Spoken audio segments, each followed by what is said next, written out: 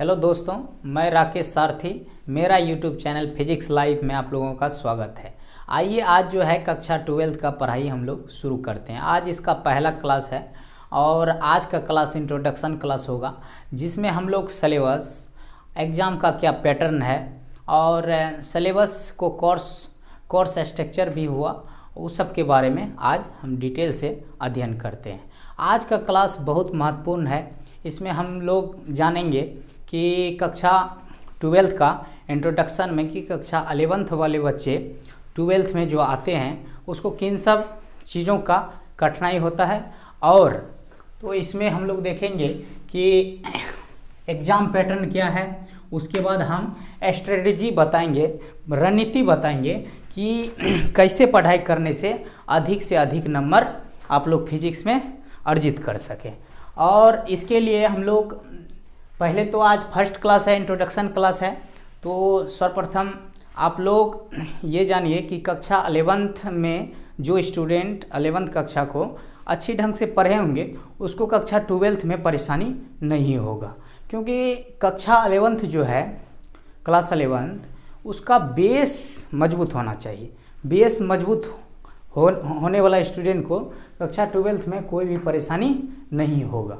अब देखिए, हम लोग देखते हैं कि इसका इंट्रोडक्शन है, कक्षा 11th का महत्वपूर्ण योगदान है। अब जैसे कि इंजीनियरिंग मेडिकल का आप लोग एग्ज़ाम दीजिएगा तो उसमें कक्षा 11th से 60% क्वेश्चन पूछता है। कितना? 11th से 60% क्वेश्चन पूछता है इंजीनियरिंग और मेडिकल में। 11th से 60% और 12th से 40%। 12th से कितना? 40%। तो आप लोग कक्षा 11th बहुत इम्पोर्टेंट है, और बोर्ड एग्ज़ाम ऑफ व्यू से तो कक्षा 12th का इम्पोर्टेंस है ही, क्योंकि बोर्ड के एग्ज़ाम में आपका क्लास 12 से ही आप लोगों को पूछेंगे, उसमें क्वेश्चन 11th का उसमें नहीं रहेगा। और तो आइए हम लोग जानते हैं कक्षा 12 का सिलेबस क्या है। तो इसमें देखिए कि हम बेसिकली जो पढ़ाएंगे वो NCERT बेस्ड पैटर्न पर पढ़ाएंगे। ठीक है, NCERT बुक को बेस बुक मानते हुए टेक्स्ट बुक है और सबसे अच्छा बुक है, उसको बारीकी से आप लोग अगर अध्ययन करते हैं, वही सिलेबस भी है हम लोगों का। सभी बोर्ड का स्टूडेंट को NCERT बुक पढ़ना चाहिए, और NCERT बुक का केंद्र सरकार के द्वारा जारी किया जाता है। तो इसमें देखिए कि हम NCERT में 2 वॉल्यूम चलता है कक्षा 12th में, NCERT वॉल्यूम 1 और NCERT वॉल्यूम 2। तो पहले सिलेबस के बारे में जानते हैं। सिलेबस में आप लोग बेसिकली इसमें यूनिट में हम बांट दिए हैं। ठीक है, तो आप लोगों को यूनिट में बांटने का रीज़न हो गया कि पढ़ाने में आसानी के वजह से और समझने में आप लोगों को परेशानी नहीं होगा। अब देखिए कि इलेक्ट्रोस्टैटिक्स चैप्टर है। ठीक है, तो इलेक्ट्रोस्टैटिक्स चैप्टर फिजिक्स का NCERT वॉल्यूम 1 का यूनिट 1 में रखते हुए इलेक्ट्रोस्टैटिक्स यूनिट 1 का है। ठीक है, तो इलेक्ट्रोस्टैटिक्स में हम किन सब चीज़ों का अध्ययन करेंगे जानते हैं। इसमें सर्वप्रथम हम जानेंगे कि इलेक्ट्रोस्टैटिक्स क्या है, व्हाट इज इलेक्ट्रोस्टैटिक्स। चार्ज के बारे में अध्ययन करेंगे, आवेश क्या होता है, आवेश का प्रॉपर्टीज क्या है, आवेश कितने टाइप का होता है। उसके बाद इलेक्ट्रिक फोर्स के बारे में जानेंगे। उसके बाद कूलम्ब्स लॉ क्या होता है, इलेक्ट्रिक फील्ड क्या होता है, विद्युत क्षेत्र जिसको बोलते हैं, इलेक्ट्रिक पोटेंशियल क्या होता है, विद्युत विभव क्या होता है, इलेक्ट्रिक डाइपोल क्या होता है, विद्युत द्विध्रुव, फिर डाइपोल मोमेंट क्या होता है। उसके बाद एक्सप्रेशन सीखेंगे हम लोग कि इलेक्ट्रिक डाइपोल के कारण जो हम लोग को इलेक्ट्रिक फील्ड और इलेक्ट्रिक पोटेंशियल का एक्सप्रेशन निकालते हैं व्यंजक, जब हम चैप्टर पढ़ाएंगे इसमें तो आप लोगों को आसानी से समझ में आएगा। उसके बाद इसमें हम अध्ययन करेंगे वेक्टर एरिया क्या होता है, इलेक्ट्रिक लाइन्स ऑफ फोर्स क्या है, इलेक्ट्रिक फ्लक्स क्या होता है। उसके बाद हम लोग अध्ययन करेंगे इसमें कि गॉसेस थ्योरम। इलेक्ट्रोस्टैटिक्स का सबसे महत्वपूर्ण टॉपिक गॉसेस थ्योरम है। एग्जाम में बराबर इससे क्वेश्चन पूछता है। जब हम चैप्टर पढ़ाएंगे तो चीज़ों को बारीकी से समझाएंगे कि गॉसेस थ्योरम क्या है, कैसे काम करता है, क्या यूज है उसका। फिर गॉसेस थ्योरम से रिलेटेड व्यंजक है कि उसको यूज करते हुए आपको कुछ एक्सप्रेशन प्राप्त करना है, उसके बारे में हम लोग अध्ययन करेंगे। फिर उसमें हम आगे बढ़ेंगे तो कूलम्ब्स थ्योरम जानेंगे, फिर एनर्जी डेंसिटी जानेंगे, वान डे ग्राफ जनरेटर है, फिर उसके बाद कंडेंसर है, कैपेसिटी है, उसके बाद पैरेलल प्लेट कंडेंसर है, स्फेरिकल कंडेंसर है। तो सारा चीज़ का अध्ययन हम किस में करेंगे? इलेक्ट्रोस्टैटिक्स में। इसको क्या किया है एनसीईआरटी चैप्टर 1 और चैप्टर 2 में बांट दिया है। लेकिन हम लोग जो पढ़ाई करेंगे इलेक्ट्रोस्टैटिक्स बस वनली एक चैप्टर मान के तमाम चीज़ों का इसमें हम अध्ययन करेंगे और उसी में हम बहुत अच्छे ढंग से आप लोगों को कॉन्सेप्ट सिखाएंगे और समझेंगे, और हमको विश्वास है कि हम आप लोगों को समझाने में कामयाब होंगे। अब देखिए कि यूनिट टू में आता है करेंट इलेक्ट्रिसिटी। करेंट इलेक्ट्रिसिटी हुआ धारा विद्युत। अब इसमें हम लोग जो अध्ययन करेंगे सर्वप्रथम जानेंगे कि what is current electricity, current electricity क्या है। उसके बाद सीखेंगे इसमें करंट क्या है, करंट कितने टाइप का होता है। फिर इसमें ओम्स लॉ जानेंगे, उसमें जानेंगे रेसिस्टेंस क्या होता है, प्रतिरोध। उसके बाद वोल्टेज क्या होता है। फिर उसके बाद उसमें सीखेंगे रेसिस्टिविटी क्या होता है, कंडक्टिविटी क्या होता है, ससेप्टिबिलिटी क्या होता है, वो सब चीज़ों का उसमें अध्ययन करेंगे। फिर इसमें एक महत्वपूर्ण लॉ आता है किरचॉफ्स लॉ। कौन लॉ? Kirchhoff's law. उसमें दो किरचॉफ्स वैज्ञानिक किरचॉफ्स नामक वैज्ञानिक ने 2 लॉ दिया था। एक लॉ को जंक्शन लॉ बोलते हैं या पॉइंट लॉ, तो उसमें हम लोग अध्ययन करेंगे जब चैप्टर आएगा तो अच्छा डिटेल से। और दूसरा उसका लॉ है लूप लॉ। क्या है? Loop law.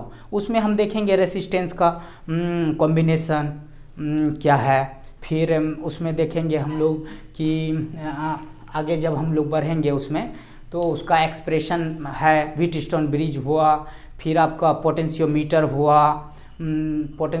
हुआ, उसमें देखेंगे मीटर ब्रिज क्या होता है।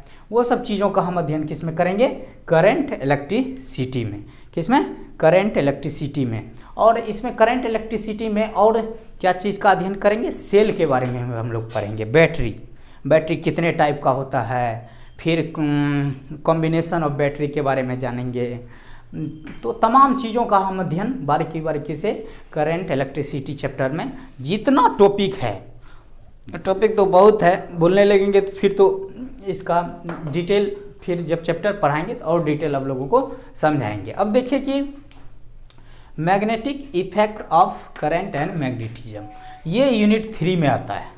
ठीक है, यूनिट 3 में आता है magnetic effect of current and magnetism, मतलब धारा का चुंबकीय प्रभाव और चुंबकत्व। अब तो जानते हैं, नाम से ही तात्पर्य है कि इसमें मैग्नेट के बारे में चर्चा करेंगे।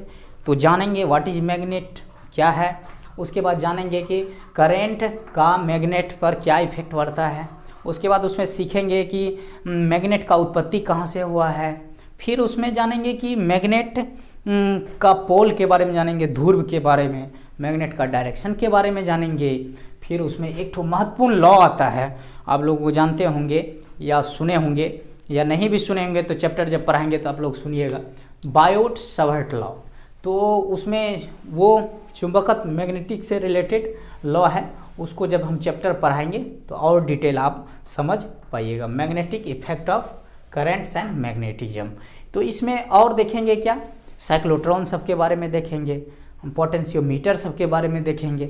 इन सब चीज़ों का अध्ययन मैग्नेटिक इफेक्ट ऑफ करंट में करेंगे। आइए अब हम लोग देखते हैं यूनिट 4 में electromagnetic induction and alternating current. ये आपका चौथा यूनिट में आता है और चैप्टर जो है इसमें 6 और 7 एनसीईआरटी का इसमें दिया गया है।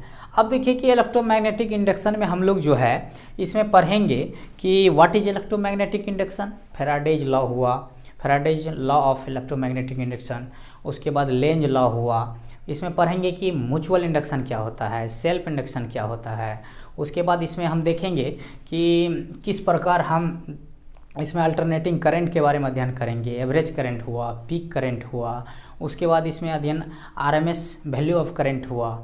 फिर उसके बाद इसमें हम अध्ययन करेंगे L circuit, C circuit, R circuit, फिर कंबाइंड फॉर्म में एल सी आर सर्किट का अध्ययन इसमें हम करेंगे। इसमें ऑसिलेटर का अध्ययन करेंगे।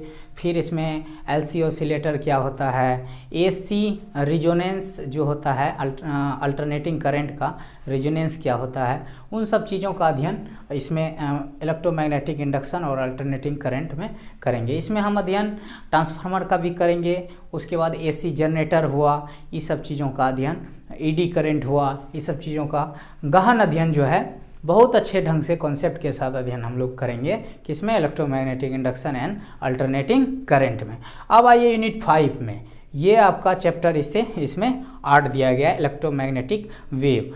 इसमें जानेंगे कि व्हाट इज इलेक्ट्रोमैग्नेटिक वेव, इसमें जानेंगे Maxwell theory of electromagnetic wave क्या है।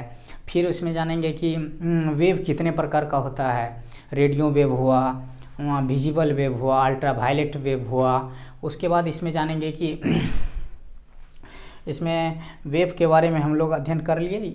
इन सब चीज़ों का तमाम अध्ययन हम इलेक्ट्रोमैग्नेटिक वेव में करेंगे।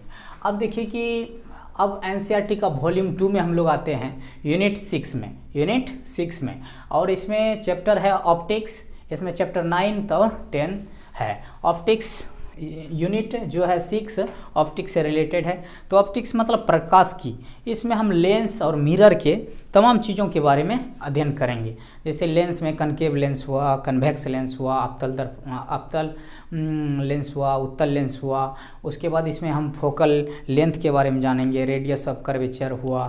फिर इसमें हम जानेंगे कि लेंस मेकर फार्मूला हुआ। फिर मिरर के बारे में कनकेव मिरर हुआ, कन्वेक्स मिरर हुआ। इन सब चीज़ों का तमाम अध्ययन हम किस में करेंगे, ऑप्टिक्स में। इसमें और जानेंगे कि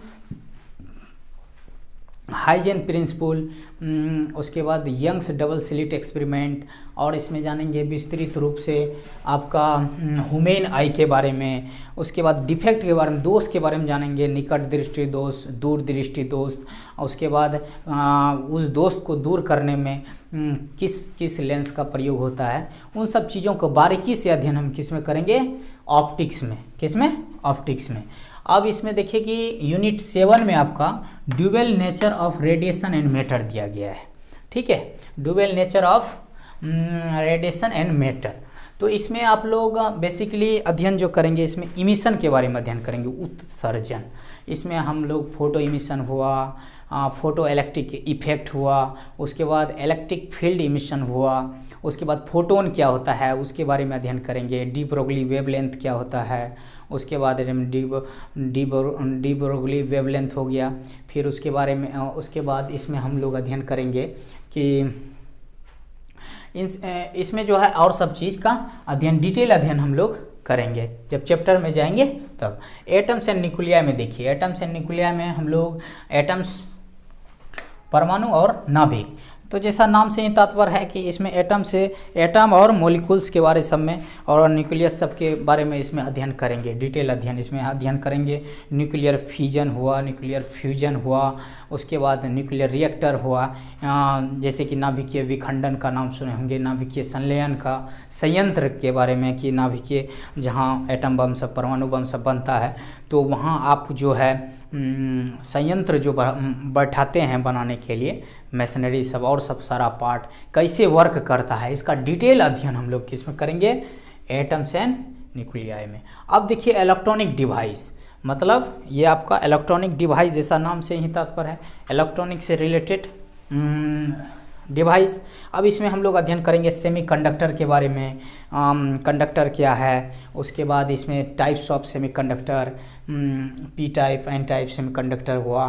फिर इसके बारे में पीएन जंक्शन पढ़ेंगे, डायोड पढ़ेंगे, जेनर डायोड पढ़ेंगे, रेक्टिफायर पढ़ेंगे।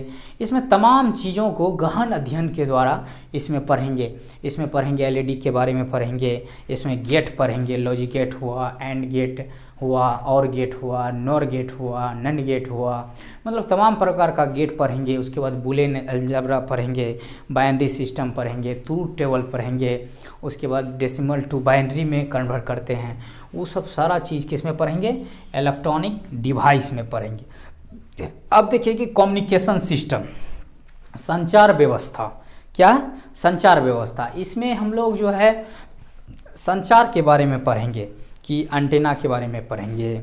इसमें हम लोग पढ़ेंगे मॉड्यूलेशन, डीमॉड्यूलेशन क्या होता है, फ्रीक्वेंसी क्या होता है, आवृत्ति जिसको हम लोग बोलते हैं। इसमें हम लोग पढ़ेंगे किस प्रकार स्पेस में कम्युनिकेशन सिस्टम काम करता है और ग्राउंड पर, धरती पर, पृथ्वी पर किस प्रकार काम करता है, फिर आकाश में किस प्रकार कम्युनिकेशन सिस्टम काम करता है, उसके बारे में डिटेल अध्ययन करेंगे। इसमें ये भी अध्ययन करेंगे इंटरनेट के बारे में, वेबसाइट के बारे में, www क्या होता है, फैक्स के बारे में अध्ययन करेंगे।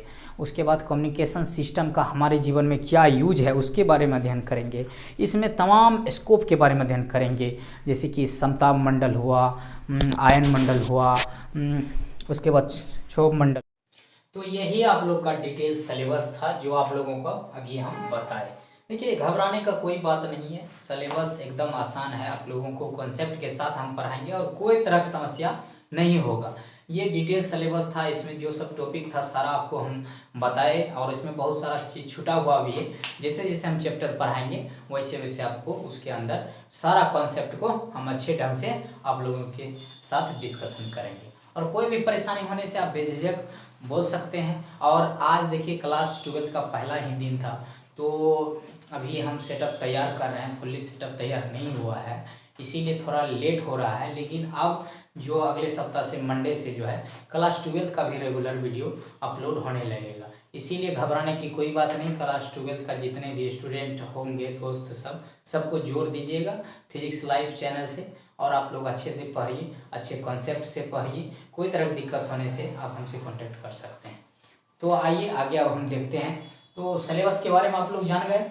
अब देखिए कि इसमें हम लोग सिलेबस को जान गए। अब एग्जाम में किस चैप्टर से, किस यूनिट से कितना मार्क्स पूछता है ये जानना जरूरी है, क्योंकि ये जानने से स्टूडेंट उस चैप्टर को बहुत अच्छी ढंग से ध्यान देते हैं और उसकी पढ़ाई करते हैं। अब जिस चैप्टर से मार्क्स नहीं कम है उस चैप्टर पर स्टूडेंट ध्यान नहीं देते हैं, लेकिन ऐसा नहीं होना चाहिए। सभी चैप्टर पर बराबर ध्यान देना चाहिए। सभी चैप्टर का अपना एक महत्व है और एक एक नंबर बोर्ड एग्जाम के लिए बहुत मायने हैं, बहुत। इसीलिए क्योंकि आप जानते हैं एक नंबर 300 नंबर में अगर फर्स्ट डिवीजन है तो अगर आपका 299 आ जाएगा तब सेकेंड हो जाइए। उस समय समझिए एक नंबर का कितना वैल्यू है। इसीलिए कोई भी चैप्टर को छोटा बड़ा नहीं समझिए, सबको अच्छा से कॉन्सेप्ट के साथ पढ़ना है और सारा डाउट को आपको क्लियर करना है। तो आइए देखते हैं कि कैसे कैसे चैप्टर में और कितना कितना नंबर का सवाल पूछता है। तो इलेक्ट्रोस्टैटिक्स पहला चैप्टर हम लोग को यूनिट 1 में, इसमें देखिए 8 मार्क्स का आप लोगों को पूछेगा। एनसीईआरटी में 2 चैप्टर रिलेटेड है। हम जो पढ़ाएंगे तो इलेक्ट्रोस्टैटिक्स नाम से करके पढ़ाएंगे, उसमें 8 नंबर रहेगा। सारा जितना भी टॉपिक रहेगा उसमें न्यूमेरिकल हुआ, टॉपिक्स हुआ, उसके बाद उसका लैंग्वेज क्वेश्चन होता है, तो वो सब सारा चीज़ इसमें हम आप लोग को पढ़ाएंगे। और ये सब चीज़ जब आप पूरा कॉन्सेप्ट कर लीजिएगा तो इससे 8 नंबर का बोर्ड में पूछेगा। और अच्छा नॉलेज है तो 8 नंबर उठाना आसान है, लेकिन चैप्टर थोड़ा बड़ा है और अच्छा कॉन्सेप्ट से पढ़ेंगे कोई तरह की दिक्कत नहीं होगा। करंट इलेक्ट्रिसिटी में देखिए आपका 7 मार्क्स का क्वेश्चन बोर्ड में पूछता है। ये इससे छोटा है तो और आसानी भी है पढ़ने में, कोई तरह की दिक्कत नहीं। सभी चैप्टर आसान है, बस कॉन्सेप्ट सही आना चाहिए। फिजिक्स देखिए रटने वाला सब्जेक्ट नहीं है, इसमें आपको फुल्ली कॉन्सेप्ट आना चाहिए। कॉन्सेप्ट आ गया तो कोई दिक्कत नहीं है। तो करंट इलेक्ट्रिसिटी 7 मार्क्स का पूछता है। ये आपका यूनिट 2 हुआ, इसमें एनसीईआरटी का चैप्टर 3 दिया गया है। अब यूनिट 3 में देखिए 8 नंबर का है, magnetic effect of current and magnetism. इसमें देखिए कि 8 नंबर का बोर्ड एग्जाम में पूछता है। तो ये सब चैप्टर बहुत मायने रखता है बोर्ड एग्जाम के, इसीलिए ये सब चीज़ों को जब पढ़ाएंगे तो इसके कॉन्सेप्ट को अच्छा ध्यान से देना है। Electromagnetic induction and alternating current, इसमें आपका 8 नंबर पूछेगा। फिर इसमें चैप्टर 6 और चैप्टर 7 एनसीईआरटी का रिलेटेड है। फिर यूनिट 5 में 3 मार्क्स, ये देखिए छोटा चैप्टर है और इससे 3 मार्क्स का पूछता है, तो इसको छोड़ नहीं देना है, इसको डिटेल से पढ़ना है। और कुछ नहीं है, लैंग्वेज वाला चैप्टर है और जो भी छोटा थोड़ा बहुत कॉन्सेप्ट है उसमें हम बताएंगे।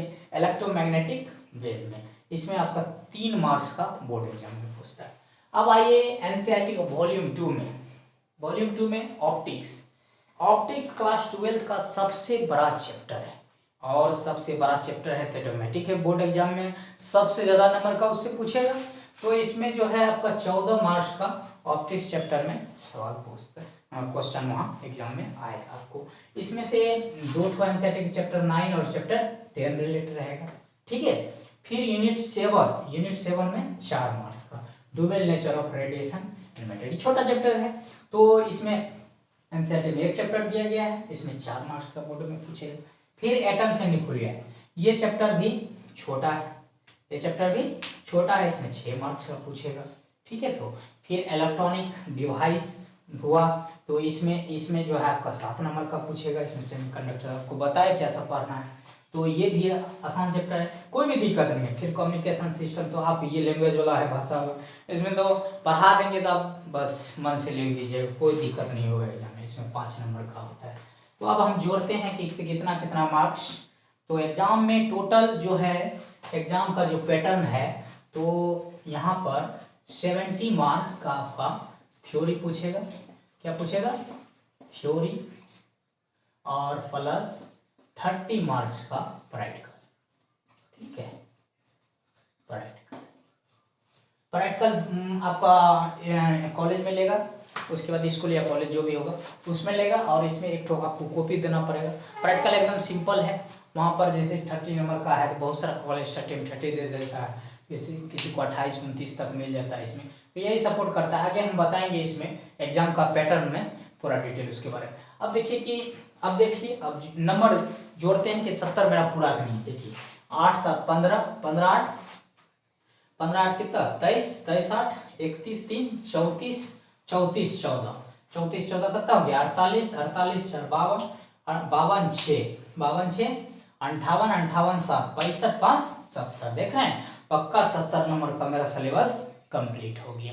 यही था सिलेबस, आप देख लिए टॉपिक वाइज का, इंट्रोडक्शन भी जान लिए। अब अगला चीज आप लोगों को बताएंगे एग्जाम पैटर्न।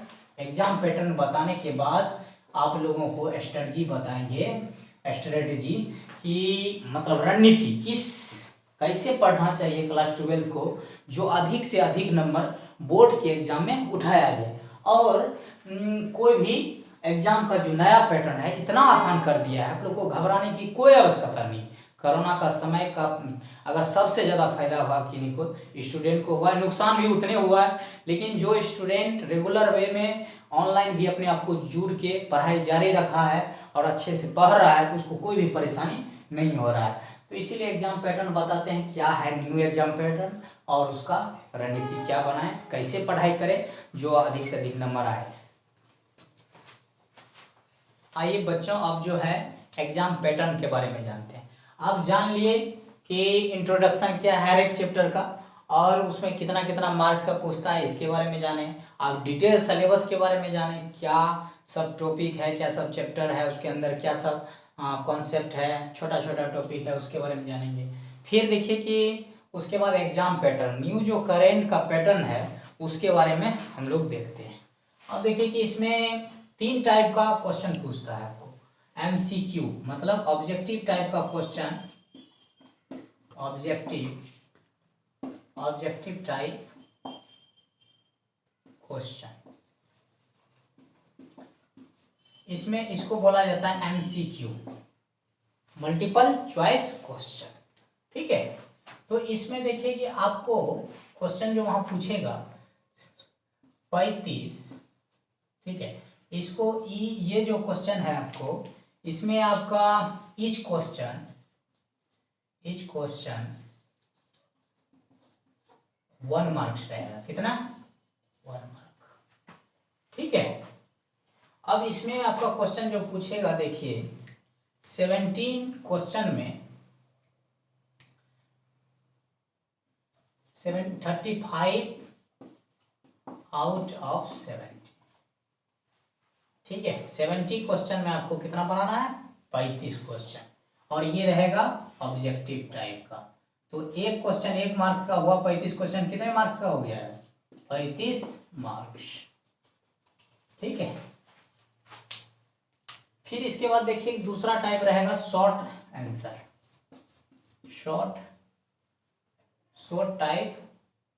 Short question. ये आपको ये जो है इस क्वेश्चन कितने मार्क्स का होगा? देखिए ये जो है 2 मार्क्स का होगा, ठीक है। इसमें आपको टोटल जो है, ठीक है, इसमें आपको 10 क्वेश्चन बनाना है आउट ऑफ 20। 20 क्वेश्चन में कितना हो जाएगा? 10 बनाना है, 2 नंबर का है, तो कितना मार्क्स का हो गया? 20 मार्क्स का। 20 मार्क्स का नहीं हुआ, देख रहे हैं आप लोग। ये जैसे कि देखिए कि 10 क्वेश्चन है, 2 नंबर का है, कितना मार्क्स का? 2 नंबर, तो 20। यहाँ पर एक मार्क्स का है, 35 क्वेश्चन है, 35 मार्क्स, कोई दिक्कत? उसके बाद आप देखिए आप लोग लॉन्ग क्वेश्चन है, लॉन्ग क्वेश्चन में आप लोग ये जो क्वेश्चन रहेगा आपको, ये 5 मार्क्स का रहेगा इस क्वेश्चन। इस क्वेश्चन 5 मार्क्स। इसमें आपका देगा 3 आउट ऑफ 6, मतलब 3 क्वेश्चन बनाना आपको, 6 क्वेश्चन, तो प्रत्येक क्वेश्चन कितने मार्क्स? तो 5 मार्क्स का, तो ये 15 मार्क्स हो गया। तो टोटल मार्क्स कितना हो गया? देखिए टोटल हम करते हैं, क्या करते हैं? टोटल। तो यहाँ पर टोटल क्वेश्चन देखिए कितना बनाना है? 35 30, कितना हुआ? 35 30 10, तो 35 10 45 3 48 क्वेश्चन आपको बनाना है आउट ऑफ कितना? 70 20 90 96, आउट ऑफ 96, मतलब 96 में 48 क्वेश्चन आपको बनाना है। जब ये टोटल मार्क्स आप कीजिएगा तो कितना हो जाएगा? 70 मार्क्स। आप देख रहे हैं 70 मार्क्स का एग्जाम में पूछता है और 70 मार्क्स आपका हो गया। तो यहाँ पर हम लिख देते हैं कि थ्योरी जो आपका है, थ्योरी 70 मार्क्स। अब देखिए कि ये तो आप जान गए कि जो एग्जाम में आपको पूछेगा, ठीक है। अब 30 मार्क्स जो है वो आपका प्रैक्टिकल है। क्या है? प्रैक्टिकल। प्रैक्टिकल में आप लोग को 30 मार्क्स पूछेगा, 30 मार्क्स। ये आपका स्कूल या कॉलेज जो भी होगा, 10+2 स्कूल हुआ या कॉलेज हुआ, वहाँ पर प्रैक्टिकल का एग्जाम होगा। उसमें आपको एक तो कॉपी देना पड़ेगा, और प्रैक्टिकल के लिए टेंशन नहीं लेना है। उसके लिए कॉलेज जो है आपको अच्छा नंबर, सब कॉलेज लगभग अच्छा नंबर देते हैं, और थोड़ा थ्योरी का ज्ञान है तो उसको तो कोई दिक्कत नहीं है प्रैक्टिकल में। तो यही एग्जाम का न्यू पैटर्न था आपका सिलेबस। तो आप देखिए कि कितना आसान कर दिया है 12th के एग्जाम पैटर्न का सिलेबस को, जिससे क्वेश्चन पूछता है एग्जाम में कि आप 70 क्वेश्चन किन्हीं 35 को बनाना है। कितना आसान हो गया? 70 क्वेश्चन दिया, 35 को बनाना है। उसमें से जो आसान सब आपको लगेगा तो वो सब बनाइएगा, जो आप जानिएगा वो बनाइएगा। तो बहुत आसान हो गया। इसीलिए थोड़ा सा भी मेहनत आप लोग अच्छा से करिएगा, कोई भी परेशानी नहीं होगा। अब देखिए 2 मार्क्स का क्वेश्चन है, 20 क्वेश्चन देगा, उसमें किन्हीं 10 को बनाना है। तो 10 2 मार्क का है तो 20 मार्क्स हो गया। फिर आपका लॉन्ग क्वेश्चन में 6 ठो में किन्हीं 3 ठो बनाना है, जो आपको आसान लगेगा, जो क्वेश्चन आप अच्छा कॉन्सेप्ट के साथ बना सकते हैं, लिख सकते हैं, उसको आप बनाइएगा, जिसमें 15 मार्क्स हो गया। तो इसका हम कर देते हैं ऐसे, नहीं तो कहिएगा कहाँ से हुआ है। फिर आपका इसका ऐसे, फिर इसका ऐसे, ठीक है, 1 गुना करके उधर नंबर लिखा है, ठीक है। ये आपका एग्जाम पैटर्न हो गया। अब आप जान गए क्लास 12 का इंट्रोडक्शन के बता दिए, सिलेबस बता दिए, सिलेबस को ही कोर्स स्ट्रक्चर कहा जाता है। एग्जाम पैटर्न देख लिए किस ढंग का है। अब आपको रणनीति बनाना है, स्ट्रेटजी, कि किस ढंग से पढ़ाई करना है, ठीक है। तो देखिए कि सर्वप्रथम आप क्लास 11 का बेसिक मैथमेटिक्स जो है, मैथमेटिक्स टूल्स, जब तक उसका नॉलेज नहीं होगा तब तक आपका क्लास 12 जो है कॉन्सेप्ट क्लियर नहीं हो पाएगा। और आप चीज़ों को, छोटा छोटा टर्म को अगर आप नहीं जानते हैं तो फिजिक्स कैसे आगे पढ़िएगा, और आगे आपको काफ़ी परेशानी होगा। आगे मान के चलिए फील्ड में आप भी करियर बनाइएगा तो छोटा सब चीज़ का भी योगदान है। 12th पढ़िएगा तो उसमें भी जरूरी है। इसीलिए मैथमेटिक टूल्स अभी हम क्लास 11th में वीडियो अपलोड किए हैं, कर रहे हैं उसका, तो उस वीडियो को भी रेगुलर आपको देखना है। जब मैथमेटिक टूल्स पढ़ा देंगे बेसिक मैथमेटिक्स, तो आपका सारा कॉन्सेप्ट क्लियर हो जाएगा। फिर तब आप क्लास 12 भी पढ़ रहे होंगे तो कोई परेशानी आपको नहीं होगा। तो अब देखिए स्ट्रेटजी किस ढंग से रणनीति बनाना है। देखिए सर्वप्रथम जो भी हम पढ़ाएंगे, मेरा वीडियो यूट्यूब पर रेगुलर रहेगा और हर एक चैप्टर वाइज रहेगा और हर एक कॉन्सेप्ट के साथ रहेगा। तो इसका एक आप लोगों को नोटबुक तैयार करना है, फेयर कॉपी लेना है, उसमें हर एक चैप्टर का सिलेबस से लेकर आज जो हमें स्टार्ट किया सारा चैप्टर अलग अलग करके लिखना है। मान के चलिए आज सिलेबस है, एग्जाम पैटर्न है, सारा आप लिख दिए। उसके बाद अगला दिन हम जो है टॉपिक स्टार्ट करेंगे, चैप्टर इलेक्ट्रोस्टैटिक्स चैप्टर स्टार्ट करेंगे। तो कॉपी जो बनाइएगा तो उस कॉपी में वो सारा चीज़ को लिखना है, उसको याद करना है। और देखिए इंग्लिश से घबराना बिल्कुल नहीं है, छोटा छोटा शब्द और आसान भाषा में आप लोगों को समझाएंगे। आप तो देख रहे होंगे कि मेरा भाषा इतना आसान है और थोड़ा रिलेट है, आसानी से आप समझ सकते हैं। तो उसका नोटबुक तैयार कीजिएगा और उसमें करना क्या है, तो हर एक चीज़ 2 पेन का यूज कीजिएगा, एक रेड एक ब्लैक या ब्लू। तो जो भी टॉपिक होगा उसको आप रेड में लिखिएगा, उसके बाद जो उसका कॉन्सेप्ट है या डेफिनेशन है तो उसको आप ब्लैक या ब्लू से लिख कर अच्छा से लिखना। देखिए कॉपी का लिखावट आपको बताए थे 11th का वीडियो जब शुरू हुआ था तब आपको हम बताए थे राइटिंग स्किल के बारे में। तो वो सब चीज़ मेंटेन करना है। जब मान के चलिए कोई भी चैप्टर का आप एक चैप्टर मान के चलिए कंप्लीट हो गया तो उसका आप नोट तैयार किए, नोट के पीछे में आपको क्या करना है, वो चैप्टर मेरा सारा पढ़ाने के बाद आपको उसमें गिन कर 5 पेज छोड़ देना है, सादा 5 पेज सादा छोड़ देना है। और आपको एकदम साफ सुथरा लिखना है और बारी बारी से चीज़ों को, मतलब जैसे कोई भी चीज़ पढ़ा दिए उसको 2 बार 3 बार पढ़ना है, उसके कॉन्सेप्ट को रटना नहीं है, समझना है कि कैसे कैसे आगे प्रोसेस हुआ और उसका डेफिनेशन को याद करना है। या याद आप नहीं कीजिएगा तो उस कॉन्सेप्ट से आप बना सकते हैं, तो अपने से बनाने सिखाएंगे हम ये सब चीज़ को, तो आप लोग उसको देखिएगा। और उसमें देखिए कि करना क्या है, हम सारा चीज़ बताएंगे। पहले हम चैप्टर पढ़ाएंगे, उसके कॉन्सेप्ट को पढ़ाएंगे, उसको बार बार प्रैक्टिस करवाएंगे। इसमें हम कराएंगे कि चैप्टर पढ़ाएंगे, उसके बाद उसका नॉमिकल करवाएंगे, छोटा नॉमिकल से शुरू 0 to टॉप लेवल जाएंगे। उसके बाद छोटा छोटा नॉमिकल से उठते उठते आपका नीट IIT सब में जितना क्वेश्चन पूछा गया है वो सब सारा चीज़ हम बताएंगे। उसके बाद उसमें से आपको M करीम हुआ, SC वर्मा हुआ, ये सब का भी नॉमिकल आप लोग बना सकते हैं। कोई भी परेशानी होने से आप पूछ सकते हैं, या हम जो बताएंगे उससे रिलेटेड आप लोग टॉपिक मिलेगा, प्रैक्टिस कर सकते हैं। और उसके बाद पढ़ने का क्या है कि आप नॉमिकल हो गया, थ्योरी हो गया, उसके बाद 5 पेज जो छोड़ने का है उसमें इम्पोर्टेंट सब क्वेश्चन कहीं मिलेगा उसको ऐड करना है। इम्पोर्टेंट मान के चलिए आप NCERT बुक पढ़ते हैं, टेक्स्ट बुक पढ़ते हैं और सब राइटर का बुक पढ़ते हैं, DC पांडे का हुआ, MTG पब्लिकेशन का हुआ, SC वर्मा हुआ, तमाम फिजिक्स का बुक आप जितना है उसको पढ़ते हैं। कुछ अलग चीज़ मिला, अलग कॉन्सेप्ट मिला, अलग वैसा चीज़ मिला जिसको आपको नोट करने के लिए ज़रूरी है, तो उसको आप लोग वहाँ नोट कर सकते हैं। वहाँ नोट करने से इसीलिए हम खाली छोड़े वो चैप्टर, नहीं तो होता क्या है कि उतना जगह आप नहीं छोड़िएगा, फिर जाकर आप दूसरे जगह चीज़ों को लिखिएगा, फिर वो तो वहीं धरा रह जाता है। तो चैप्टर के साथ रहेगा तो बाद में जब कॉपी आप उल्टाइएगा तो सारा चीज़ को आप अच्छा से पढ़िएगा। उसके बाद देखिए कि जब मेरा ये जैसे कि आज फरवरी में समझे कि इसका शुरुआत हो रहा है, 2-3 दिन के बाद आ जाएगा, तो बेसिकली इस साल भर तक दिसंबर लास्ट तक हम अपना कोर्स कंप्लीट करने का क्लियर हो जाएगा। तो आप लोग को समय मिल जाएगा जनवरी फरवरी के आसपास पढ़ाई करने का, तो आप लोग एग्ज़ाम दीजिएगा और अच्छा होगा।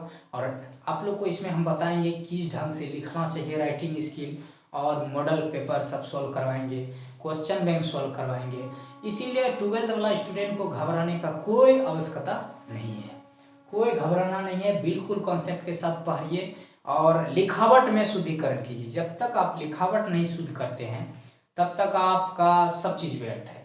इसीलिए लिखावट को शुद्ध कीजिए। शुद्ध कहने का तात्पर्य है सुंदर होना चाहिए। अब फिजिक्स हम लोग पढ़ रहे हैं, अब इंग्लिश में पढ़ रहे हैं, थोड़ा बहुत मान के चलिए कि कोई वर्ड का एक लेटर मान के चलिए मिस हो जा रहा है, तो उतना फर्क नहीं पड़ता है क्योंकि हम लोग इंग्लिश नहीं पढ़ रहे हैं। लेकिन लिखावट मतलब शुद्ध साफ सुथरा एकदम शैलीबद्ध लिखना है, तो वो सब चीज़ भी हम धीरे धीरे जैसे जैसे पेज में पढ़ाएंगे वैसे वैसे आप लोगों को सिखाएंगे। और जब एग्ज़ाम नज़दीक आएगा तब हम लोगों को लिखने की कला बताएंगे, जैसे 2 महीना एग्ज़ाम बता किस ढंग से पढ़ना चाहिए। और देखिए कोशिश कीजिए कि साइंस सब्जेक्ट है तो 4 सब्जेक्ट आप लोगों को पढ़ना पड़ेगा। जो मान के चलिए फिजिक्स केमिस्ट्री है तो मैथ वाला मैथ पढ़ेगा और बायोलॉजी वाला बायोलॉजी पढ़ेगा, तो उसमें इंग्लिश भी रहता है। तो कोशिश कीजिए कि फिजिक्स जो मेरा सब्जेक्ट है, हम मेरा वीडियो देखने के बाद आप कम से कम 2 घंटा डेली फिजिक्स पर वर्क कीजिए। फिजिक्स पर वर्क कीजिएगा तो आने वाला समय में आप लोगों को कोई भी परेशानी नहीं होगा। 2 घंटा समय फिजिक्स को दीजिए अब डेली निकाल के, और इसमें हम सारा चीज़ सॉल्व करवाएंगे। और मेरा वीडियो जो अब अपलोड होगा वो रखिए 50 मिनट 55 मिनट और 1 घंटा के अंदर ही रहेगा वीडियो, तो इसीलिए आप पूरा वीडियो को देखिएगा, स्किप नहीं कीजिएगा, नहीं तो कुछ समझ में नहीं आएगा। एक टॉपिक यहाँ बताएंगे दूसरा टॉपिक वहाँ, आपको लगेगा कि ऐसे बकवास दे रहा है, तो वो चीज़ नहीं होना चाहिए। पूरा वीडियो देखिएगा, आपको अच्छा से कॉन्सेप्ट समझ में आए। फिर भी नहीं आया तब कमेंट होगा, और फिर उसके बाद उसमें व्हाट्सएप नंबर है, उस पर आप बोल सकते हैं, फ़ोन कर सकते हैं, या कमेंट में लिख कर बोलिएगा सर ये टॉपिक नहीं समझे, तो उस पर हम वर्क करेंगे।